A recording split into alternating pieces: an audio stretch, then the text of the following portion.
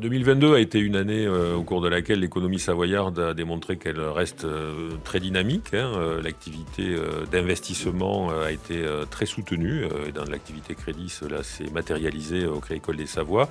L'investissement immobilier a aussi été important. Et donc, on a vécu une année au cours de laquelle l'activité a été bonne.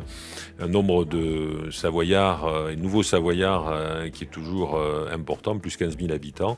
Et comment on a connu une conquête de nouveaux clients très dynamique au Crédit Agricole des Savoies.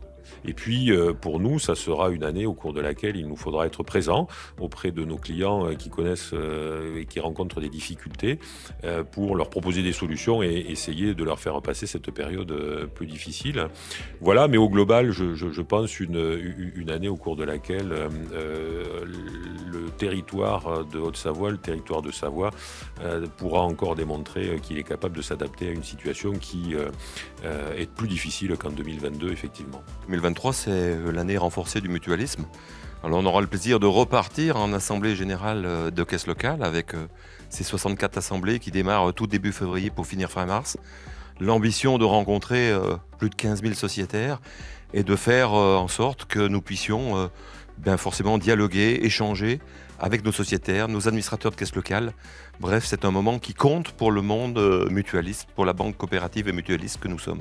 Troisième année, saison 3 pour les appels à projets, avec, je l'espère, beaucoup de projets, autour d'une centaine les deux dernières éditions. Je ne doute pas qu'on soit à ce niveau-là.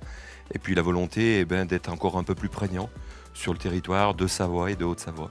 Bon, en tant qu'homme, c'est un optimisme, très clairement. Nous sommes sur 2 territoires, sur 2 départements qui sont boostés par l'activité économique. Je pense que les activités économiques au sens large du terme, que ce soit le milieu touristique, que ce soit l'agriculture, que ce soit l'industrie, les frontaliers ou l'immobilier, se portent bien. Alors certes, les taux d'intérêt sont en train de quelque peu monter. Vous avez le contexte inflationniste. Quoi qu'il en soit, on tirera notre épingle du jeu pour le bien des 2 territoires.